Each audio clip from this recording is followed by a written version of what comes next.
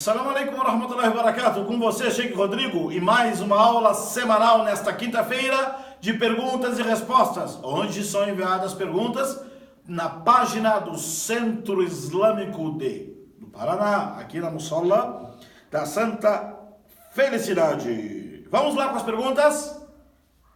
Muitas perguntas. Vamos lá, a primeira. Sheikh, quais são as pessoas que devem estar no casamento? Eita! Quais são as pessoas? A pessoa está perguntando das condições do casamento. Quem deve estar presente no casamento para que esse casamento seja considerado um casamento legal dentro da religião islâmica? Bom, o casamento, pessoal, deixa eu deixar uma coisa explicada, que ninguém se ofenda. Que ninguém se ofenda. O casamento no Islã é uma coisa, é algo assim muito importante.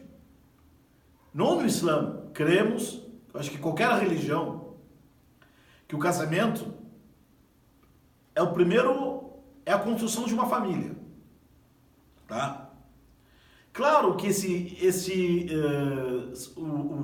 o próprio casamento, sociologicamente falando, é um simbolismo social. O próprio casamento também é um status social. Sociologicamente falando, isso é um status social. Quando a pessoa fala que está casada, significa ele está falando para a sociedade, para ele também, para a sociedade, claro, que ele tem compromissos e direitos com aquela pessoa que ela está casando. E ela garante também com isso, dizendo que está casada, né? Certo status e certo também compromissos e responsabilidades e direitos com a sociedade. Mas não é aula de sociologia, tá? É aula de religião, esqueci. O casamento, para o casamento no Islã ser considerado um casamento lícito, tem que ter, claro, a livre e espontânea vontade dos dois, do menino, do homem e da mulher. É necessário, no mínimo, testemunhas, 2 testemunhas.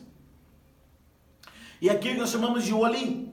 O wali é o responsável ou o tutor da noiva. O que eu vou explicar isso? Por que necessidade de tudo isso?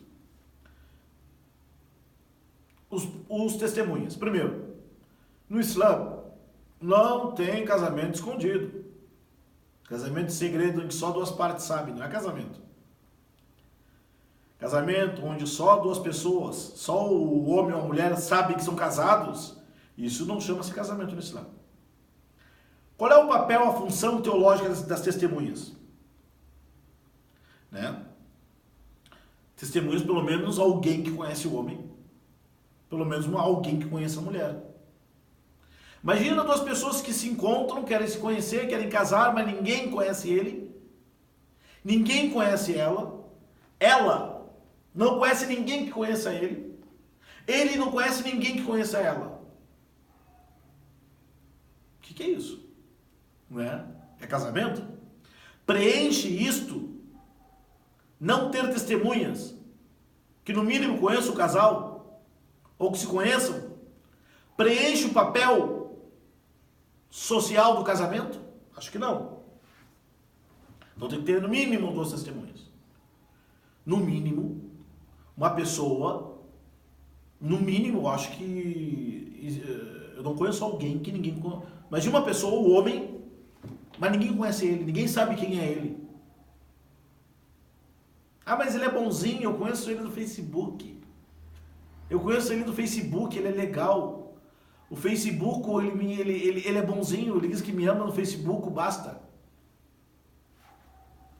Essa história aí, hein? Não, tem que ter testemunha, gente. Não vale casamento sem testemunha. Casamento sem testemunha não vale, não é nem casamento. Então tem que, imagina um homem que ninguém conhece ele, ninguém sabe quem é ele. Vai casar com uma mulher que ninguém conhece ela. Qual é a função do testemunha? São pessoas que se conhecem, sabem que existem. Não é firma falsa. Entendeu? Que fica lá no Facebook, lá, Google Tradutor, I love you, ya Habibi, ya Aini, ai Habibi, ya Habuba, Habibi, Habibi, lá no Google Tradutor, mandando, não. Alguém conhece essa pessoa para casar comigo, né? Bom, tem que ter duas testemunhas. Esse é o papel religioso funcional da testemunha, tá? E tem que ter ali o guardião responsável da moça. No Islã, a mulher é protegida, valorizada e deve ser defendida. Tá? Deve ser assim, sim. Que é isso? Eu quero casar com a moça, mas o pai dela não pode ficar sabendo. O irmão dela, ninguém da família dela deve ficar sabendo. Daí, rapaz, chama isso de outro nome. Casamento não é. Quem é o Ali? Qual é o papel do Ali? O Ali, ele vai falar com o homem, quer dizer, o homem, o pretendente vai falar com o Ali, vai se apresentar, vai falar o que ele quer de verdade, quem é ele, o que ele faz, onde é que ele está, que alguém... A função do Ali é investigar quem é aquele pretendente. Porque é como se fosse a minha irmã, é a minha filha. Esse é o papel do Ali. Tá? Ele então tem que investigar, tem que procurar saber quem é essa pessoa e olhar para mim. Olha, rapaz, fala assim, ó, eu sou homem, tu também é homem, eu sei muito bem o que os homens querem. Tá? O que tu quer com a minha filha? O que tu quer com a minha irmã? O que tu quer com a minha sobrinha? O que tu quer com a minha tia? Esse é o papel do Ali. O pessoal tá fazendo umas coisas assim absurdas. Chega na mesquita, não conhece ninguém na mesquita, ninguém conhece ele. Você vai fazer o casamento, você conhece... Não é assim. Não é assim. Wallahi que não é assim. Não é assim. Algumas pessoas fazem, mas é errado. Dá dor no coração de fazer e de olhar isso. Depois diz, caso você com ela de acordo com o Alcorão e a Sunna. O Alcorão e a Sunna ensina a fazer isso.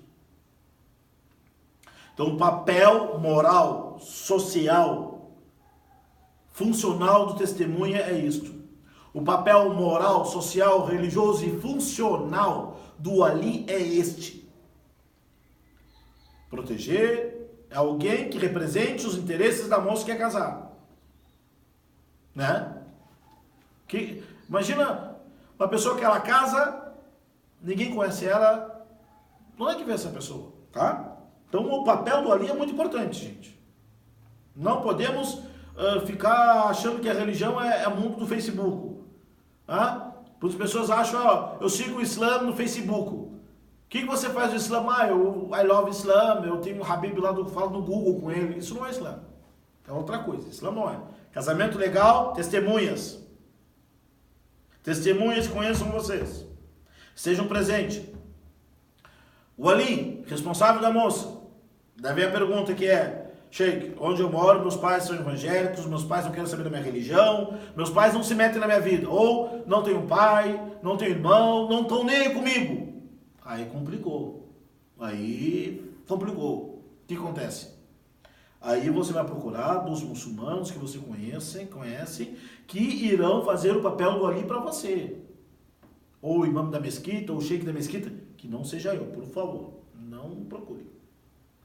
Só não sei no último caso, mas não procure. O sheik da mesquita, de outra mesquita. Vai lá na mesquita de São Paulo, lá tem. Procura lá o sheik lá na mesquita de São Paulo, do centro islâmico, algum irmão que irá fazer o papel social, moral e religioso do Ali. Daí o casamento é válido. Outra pergunta. Sheik, como faço para aprender o Islã? Moro longe e não conheço nenhum muçulmano. Olha só, como eu faço para aprender e conhecer melhor o Islã? Moro longe e não conheço nenhum muçulmano. Allahu Akbar. Tu imagina? As pessoas prejudicam o Islã, falando mal, o Islã é isso, tem essas fake news aí, fake news que falam o Islã é aquilo, o Islã é isto, não sei o que vocês são tudo isso, e um cara lá do interior, não vou falar do estado, ele diz, eu quero aprender a conhecer o Islã, não tem nenhum muçulmano para que eu conheça. Bom, primeira coisa, querido, acompanhe as aulas, os vídeos, né, que são disponibilizados no YouTube. Entre em contato com centros islâmicos, com as mesquitas, que eles vão mandar livros para você, tá? E você vai aprendendo assim, vai aprendendo à distância, EAD, educação à distância. Né? Funciona? Claro que funciona. Se a pessoa tiver uma disciplina e saber o que ela quer, ela chega longe. Então ela acompanha os vídeos. Tem várias pessoas que dão palestras, dão aulas na internet em língua portuguesa. Saiba diferenciar, saiba selecionar. E livros, eu recomendo todo mundo que esse livro aqui, ó, tá? Islã em Foco. O Islã em Foco, esse livro aqui, ó, que esse livro seja o seu guia, que este livro seja o seu guia para aprender o Islã. Então você consiga, procure alguém para enviar esse livro para você. Leia, estude 1, 2, 3 vezes esse livro. Se você seguir esse livro, Islã em Foco, será bem orientado. Então assim que você vai aprendendo, né? No começo, até você encontrar algum muçulmano, vai ter que ser nesse começo meio autodidata. Procure o contato com os sheiks, procure o contato com as pessoas que você conhece dos muçulmanos, vai seguindo as aulas, vai aprendendo um pouco, vai selecionando os seus assuntos, né? Mas saiba, respeite primeiro as prioridades e vai aprendendo os livros, chamado Islã em Foco. Tudo bem, vamos lá. Outra pergunta, Sheik. É permitido vender o Alcorão? A pergunta é, se é permitido vender o Alcorão. Bom, primeira coisa, o Alcorão sagrado, o verdadeiro mesmo, que está valendo, é esse aqui em árabe. É o em árabe, tá? O Alcorão é o em árabe. Nós temos aqui, traduzido aqui os significados dos versículos do Alcorão. É a tradução. Bom, primeira coisa, é permitido. Peraí, vou explicar. É permitido. Por quê? Esse é permitido e não é. Vamos falar, é permitido e também não é permitido. Vamos ver. Como assim, Sheik? Bom, esta edição aqui traduzida do Alcorão está escrito aqui, ó, distribuição gratuita. Ela é distribuída pela Fambras, que fica lá na rua Tejupá 188, site www.fambras.org.br. Esse livro aqui, ele é distribuído gratuitamente pela Fambras. Então, ele não pode ser vendido, essa edição. Agora, você pega essa edição bonita aqui, ó, do professor Samir Al-Haik, que esta edição tá aqui, ó, distribuição gratuita. Essa edição, distribuição gratuita. Por que não pode vender ela? Por que diz, o Alcorão não pode ser vendido? Esta edição, por quê? A instituição Dubai, uma instituição de caridade de Dubai, patrocinou essa edição. Então, aquela edição que ela é distribuída gratuitamente, não pode vender. Agora, por exemplo, o professor Samir Haik, ele traduziu o Alcorão, tá? Traduziu, e ele bancou a edição e a publicação. Tudo isso tem um valor. Aquela publicação, aquela edição que não foi disponível, não é a distribuição não é gratuita, daí pode vender. E o em árabe, tu vai lá em Meca, também tem. Esse é o Corão que está aqui na minha frente, ó. Esse é o Corão aqui, não pode vender. Só pode ser doado. Porque está escrito o quê? Doação do rei Abdallah ibn Abdulaziz al-Saud. Pessoal, se é alguém que foi lá em Meca, e lá em Meca ele distribui esse Alcorão de graça para todo mundo. Então, esta edição bonita aqui, ó, não pode ser vendida, porque foi distribuída gratuitamente. Mas, tem outras edições lá em Meca que não tem gratuito, não foi distribuído gratuitamente. São pessoas que pagaram a impressão e revendem. Daí pode, ou seja, moral da história, pode vender o Alcorão? A princípio, sim, porém não deve ser tomado como comércio. A edição que foi patrocinada e distribuída gratuitamente não pode. Aquela edição que teve um custo para publicar aquela edição, essa aí pode. Vamos lá.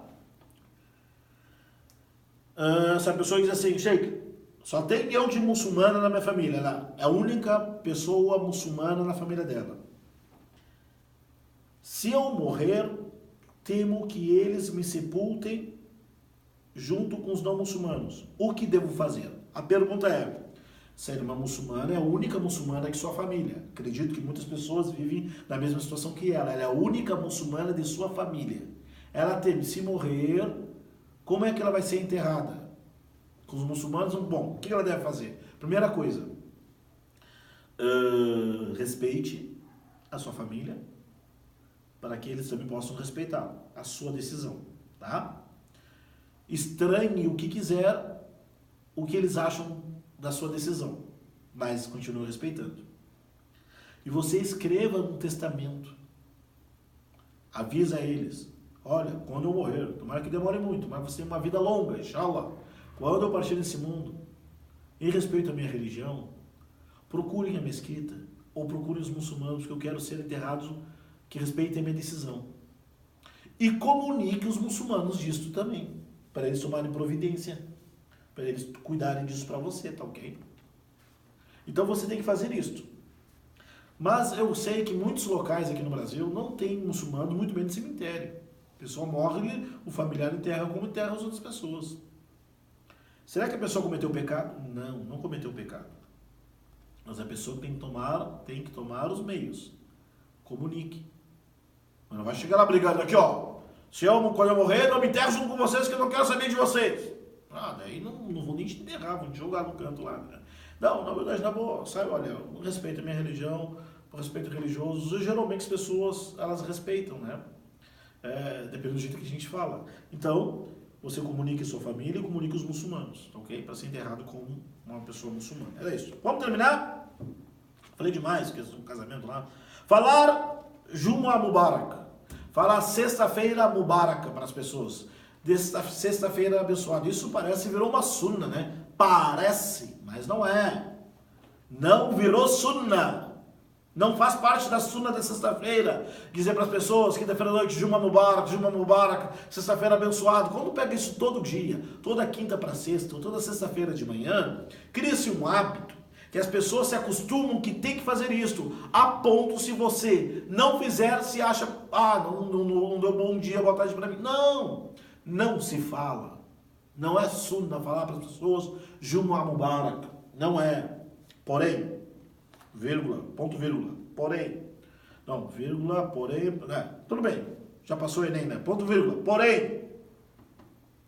Porém, não tome isto como uma afronta, nenhum desrespeito à religião. Porque dizer o Jumu'ah Mubarak é igual falar para a pessoa bom dia, boa tarde, bom domingo, boa quinta-feira, sexta-feira boa para vocês, esteja um bom fim de semana. Você pega o táxi, pega o ônibus, pega o Uber, pega qualquer... Tu não fala para a pessoa, tem um bom fim de semana. Vai falar para ele, é bid'a falar tem um bom fim de semana? Não pode falar que tem um bom fim de semana, porque o profeta de Deus não disse, não é por aí, rapaz, não é por aí. Baixa a bola, não é assim. Falar o Jumu'ah Mubarak não é sunna, não é da sunna, não é recomendado religiosamente. Porém, é permitido quando a pessoa fala no sentido de como uma pessoa falasse para outra, tem uma boa sexta-feira, tem um bom domingo, tem uma boa noite. Você está pedindo para que esse dia de sexta-feira seja um dia abençoado, mas você fale que essa sexta, esse sábado, domingo, terça, quarta, quinta, a semana inteira seja abençoada. Tá? Não é algo para criar um impacto, uma briga generalizada entre os muçulmanos. Não é. Não é motivo para isso, tá? Não é motivo para isso e também não é motivo também para vamos botar uma placa aqui na mesquita de Jumu'ah Mubarak. Também não. Jumu'ah Mubarak significa boa sexta-feira abençoada. É uma súplica. É como dizer para a pessoa bom fim de semana. É como falar para a pessoa tem um bom sábado, tem um bom domingo. Isso não é bid'a, isso não é inovação na religião, né? Mas criar um sistema a ponto que as pessoas se incomodarem quando não falam isso sim é um problema. Então não tem problema na forma que você utiliza. Tá ok? Vamos lá terminar? Uma irmã respondeu dizendo assim, Sheikh, mas usar pulseira com olho turco. Aqui eu falei na aula passada, botar olho turco, amuletos, sem intenção. Não. Usar olho turco sem intenção, amuleto sem intenção, não pode. Mesmo assim, claro, se tiver intenção é pior, Porque imagina, eu vou botar cerveja lá na minha casa, botar uns vinhos, botar umas cachaças lá, mas sem intenção de beber. Sem intenção. Ah, eu vou botar uma cruz ali, de virada ponta para baixo ali na minha casa ali, sem intenção. Não, sem intenção. Eu vou botar um figo, uma figa, o pessoal fala assim, né? Uma figa, lá. Vou botar um pezinho de coelho pendurado ali, vou botar um trevo ali na minha carteira, mas sem intenção. Não, o Islã ele corta tudo, corta a intenção e corta o meio que leva. Então não se fala. Eu sei que as pessoas, quando elas colocam uma barra pendurado no carro, quando elas põem, elas não acreditam que isto, né? Eu sei disso, todo mundo sabe disso, né? Mas mesmo assim não é para fazer. Né? Tem coisas, não é porque no Brasil fala assim também. No Brasil falam de boa intenção, o inferno está cheio. Claro, nós não vamos criar um caos, né? Olha, não se põe por causa disso. Quer dizer, nesse caso, a intenção, ela não isenta a pessoa do erro. Tem intenção que isenta a pessoa do erro, ela não isenta a pessoa do erro, isenta a pessoa da culpa. Isso que eu quero dizer. É um erro. Sem intenção, continua sendo erro, né? Então a intenção ela pode isentar a pessoa da culpa ou não. Nesse caso não isenta. Vamos lá terminar? Sobre horóscopo. Se muçulmano pode acreditar em horóscopo, acreditar em signo, acidente de escorpião, eu sou de Sagitário, eu sou de... nem sei qual é que tem. Leão, Libra, pode? Claro! Claro que não. Não pode. Não pode. Ah, mas eu não tenho intenção, Sheikh. Mesmo assim. Por quê? A pessoa acredita, o profeta sallallahu alaihi wasallam disse assim, ele estava numa viagem e de repente dormiram e de repente veio uma chuva. Uma chuva muito boa, inclusive, no deserto. Imagina quem está viajando no deserto, daqui a pouco chove, coisa boa, né? Daí o profeta disse assim, sallallahu alaihi wasallam, quem acordou, quem despertou e disse, chovemos por causa do astro, da estrela tal e tal e tal, acordou kafirun billah, acordou negando Allah. E quem despertou, acordou dizendo choveu com graças a Allah, acordou, despertou crente em Allah. Atribuir esses fenômenos naturais de chuva, sol, seca, terremoto, doença, morte, atribuir isto a si mesmo, como se eles mesmos fossem independentes e não agissem com a ordem, a vontade de Allah, significa dizer, acreditar, dentro da teologia islâmica, que só choveu porque a chuva por si própria, ela que faz isso, não foi Allah que mandou a chuva. Então, o horóscopo acreditar que a minha vida, a minha personalidade ou a sua já está predestinada, já está prescrita, porque não há... Não. Só quem sabe o futuro, o presente, o passado, e o futuro é Allah. Então, nós não atribuímos que as estrelas, os astros, eles não interferem. A criação de Deus, que são os astros, não interferem na vontade de Deus e nem do destino de Deus. Por isso que nós não acreditamos em horóscopo. Não, mas só está olhando, brincando. O profeta sallallahu alaihi wasallam disse, quem ele procurar um adivinho, aquela pessoa que diz que prevê o futuro, né, negou aquilo. Não, o hadith fala o seguinte, quem procurar um adivinho, aquela pessoa que diz, eu vou ler sua mão, eu vou ler borra de café, quem procurar, vou ler o horóscopo, né? Quem procurar a sorte no futuro, as suas orações não serão aceitas 40 dias. Hadith do Nabi, hadith do profeta. Quem procurar um adivinho, seja ele uma pessoa que diz que prevê o futuro, ou os astros, ou o horóscopo, ou borra de café, as suas orações, só ir procurar. As orações não são aceitas 40 dias. E o outro hadith fala, e quem procurar e acreditar, negou aquilo que foi revelado a Muhammad. Só procurar, as orações não valem durante 40 dias. E se acreditar, é como se estivesse fazendo kufr, negado a Allah e o seu mensageiro. Então não pode horóscopo, não pode então haram, é shirk ainda, essas coisas aí, não pode, tá? Horóscopo, tirar sorte, vão tirar búzios, tirar sorte na carta, isso daí tudo isso é haram. O Islã vem para acabar com isso. Vamos terminar a última pergunta, que essa pergunta não vai terminar, na realidade, sobre o livre-arbítrio e o destino. Qual é a diferença entre o livre-arbítrio livre-arbítrio e o destino? Bom, essa pergunta na realidade merece uma palestra. Não tem fim. Vamos resumir.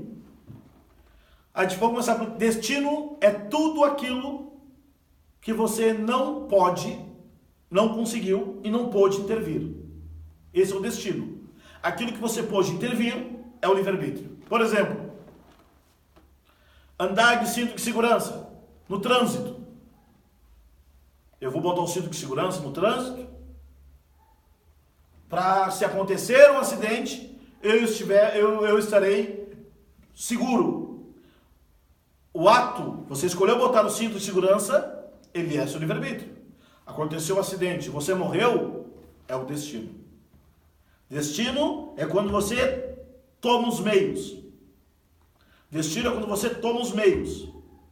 Não, desculpa, você está falando lá. Destino é quando, independente dos meios, aquilo aconteceu. Independente dos meios, aquilo aconteceu. O livre-arbítrio, repito, o livre-arbítrio é aquilo que é quando a pessoa toma os meios. Então, uma pessoa na época do Omar, Califa Omar, foi lá, roubou, assaltou, roubou, e a aplicação da Sharia, quando alguém assalta, rouba, é cortar-lhe a mão. Ele disse assim, ó Omar, como que você vai mandar cortar minha mão, sendo eu não tenho culpa? Eu não tive escolha, foi o destino que me fez roubar. Foi o destino. Eu já estava destinado a roubar. O que Omar disse? Como é que você sabe que ela estava destinada a roubar? Você sabe que já estava destinado a roubar. Então, você roubou, estava no destino. E também estava no destino cortar a sua mão. Entendeu? Significa o quê? Tem coisas que o destino é quando acontece algo e nós tomamos os meios. Esse é o destino. Eu botei um cidadão, foi lá, airbag no carro, anda tudo certinho, botou cinto de segurança, tudo aquilo, e aconteceu um acidente e ele morreu. Deu destino. Né? E o livre-arbítrio é a sua vontade. Nós somos livres e dotados com livre-arbítrio. Seremos julgados, aí vem a pergunta, seremos julgados por Deus por conta do destino ou por conta de nossa escolha? Por conta de nossa escolha. Quem sabe na próxima aula ou outras eu vou vou procurar os assuntos que falam somente do destino e livre-arbítrio e termino essa aula de hoje por aqui, tá ok? E Salam alaikum wa rahmatullahi wa barakatuh.